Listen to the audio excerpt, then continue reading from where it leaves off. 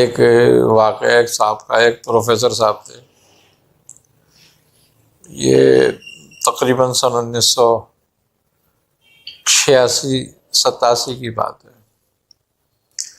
تو وہ اکنامکس کے پروفیسر تھے،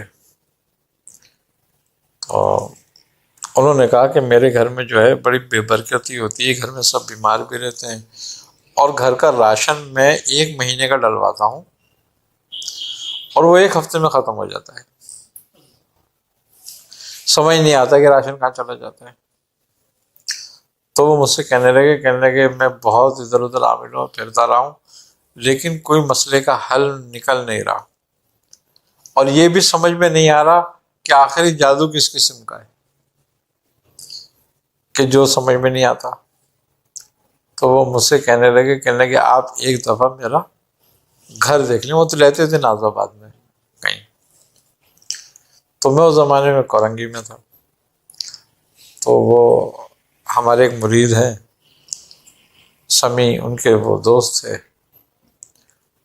انہوں نے مجھ سے کہا کہ میاں صاحب چلو ذرا دیکھ لیتے ہیں، ان کا گھر دیکھ لیں۔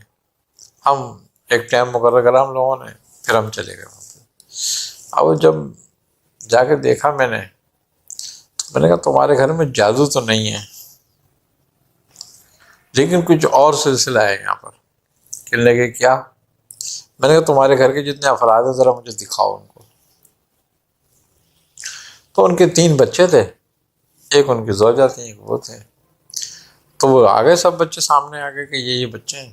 اب بچے تھے ان کے، کوئی 7ویں کلاس میں، کوئی 8ویں کلاس کا طالب علم تھا۔ تو میں نے کہا اور کون ہے؟ انہوں نے کہا ہماری والدہ ہے، لیکن وہ کسی کے سامنے نہیں آتی ہیں۔ میں نے کہا یا تو ان کو بلاؤ یا مجھے لے کے چلو، میں دیکھوں ان کو ذرا۔ تو وہ مجھ سے کہنے لگے کہ وہ، میں نے ان سے کہا ہے لیکن وہ آنے کے لیے تیار نہیں، انہوں نے کمرہ بند کر لیا اپنا۔ میں نے کہا کیونکہ معاملہ سارا یہیں لگ رہا ہے، مجھے کوشش کرو کہ دیکھو مجھے دکھاؤ ان کو۔ تو اتنے انہوں نے کہا اچھا آپ بیٹھیں، میں ان کو راضی کرتا ہوں، چائے وائے پئیں آپ۔ اتنے انہوں نے چائے وائے بنوائی،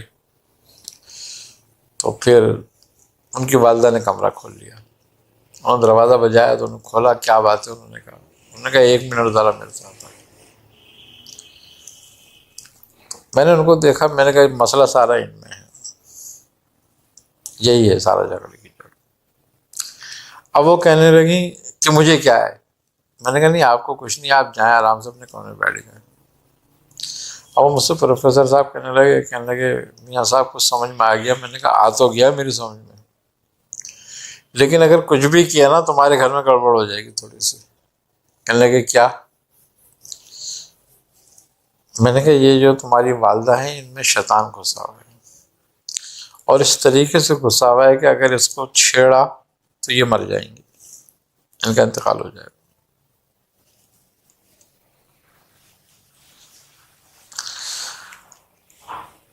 اب ایسی بات ہے، یہ بالکل ایسی ہے کہ جیسے کوئی کہانی لگے گی، لیکن بالکل حقیقت ویسے ہی تھی جو دیکھی۔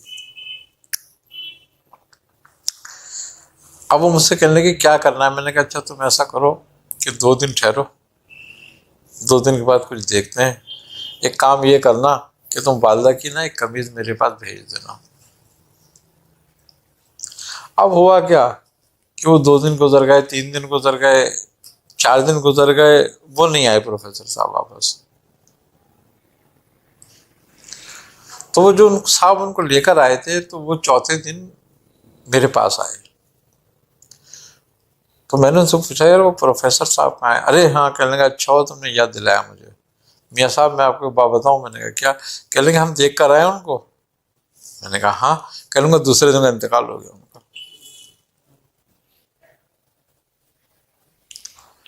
ان کا انتقال ہو گیا؟ کہنے لگے ہاں۔ اچھا۔ کہنے لگے اب تو ان کے گھر کا بہت برا حال ہے، اب تو پروفیسر صاحب بھی لمبے لمبے پڑے ہوئے۔ میں نے کہا پھر؟ کہنے لگا ان کے لیے کیا کرنا ہے؟ میں نے کہا ان کو بولو مجھ سے ملیں۔ کہنے لگے میاں صاحب وہ تو بہت ان کی طبیعت خراب ہے۔ میں نے کہا اچھا۔ وہ کہنے لگا اگر آپ کہیں تو میں آپ کو لے کے چلتا ہوں، آپ چلیں میرے ساتھ وہاں پہ۔ خیر ہم لوگ وہاں گئے، دیکھا تو واقعی اس معاملہ بہت خراب ہوا ان کے گھر کا، سب بیمار پڑے ہوئے بری طریقے سے۔ اب وہ مجھ سے ساری بات انہوں نے بتائی کہ وہ جیسا آپ نے کہا تھا وہ ویسے ہی ہوا، کہ ان کی بہت طبیعت خراب ہوئی تھی، انہوں نے بہت خرافاتیں بکیں، گالیاں بکیں، پورا محلہ سر پہ اٹھا لیا انہوں نے۔ اور وہ روڈ، یعنی کہ وہ عورت جو پردہ کرتی تھیں، بولے وہ روڈ پہ کھڑے ہو کے سب کو برا بھلا کہہ رہی تھیں۔ ہم نے بڑی مشکل سے گھر میں لا کے روکا، بند کرا، اور ان کا انتقال ہو گیا اس دن۔ پھر طبیعت خراب ہوئی، ان کی الٹیاں لگیں، ہم ان کو ہاسپٹل لے کر گئے، بس لاسٹ میں ان کا انتقال ہوا۔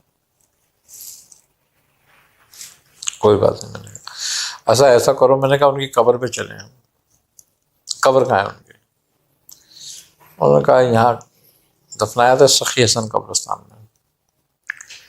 تو وہ آئے، اب 3 یا 4 دن ہوئے تھے دفنائے ہوئے ان کو، تو کہنے لگے کل سویم تھا والدہ کا، میں یہ سوچ رہا تھا سویم سے فارغ ہو کے آپ سے ملوں گا۔ اب ہم سویم جب وہ وہاں قبر پہ گئے تو وہاں قبر نہیں، وہ کہہ رہے قبر تو یہی تھی۔ اب وہ گورکن کو بلایا، اس کو کہنے لگے یار یہ جو میں نے اپنی والدہ کو یاد دفنا، وہ گورکن بھی پہچانتا تھا ان کو، کل تو آپ لوگ آئے تھے، یہیں پہ تو کھڑے ہوئے تھے آپ لوگ، نکالے قبر تو یہی تھی، یہ برابر کیسے ہو گیا سب کچھ یہاں پہ؟ اب وہ پریشان، اور وہ مجھ سے کہنے لگے یہ کیا ہے؟ میں نے کہا ٹھیک ہے کوئی بات نہیں، اسی لیے میں آیا تھا قبرستان کہ دیکھوں یہاں ہے قبر نہیں ہے ابھی۔ تو وہ کہنے لگے یہ تو برابر ہو گیا، صحیح ہے۔ میں نے کہا وہ تمہارے گھر میں ہے۔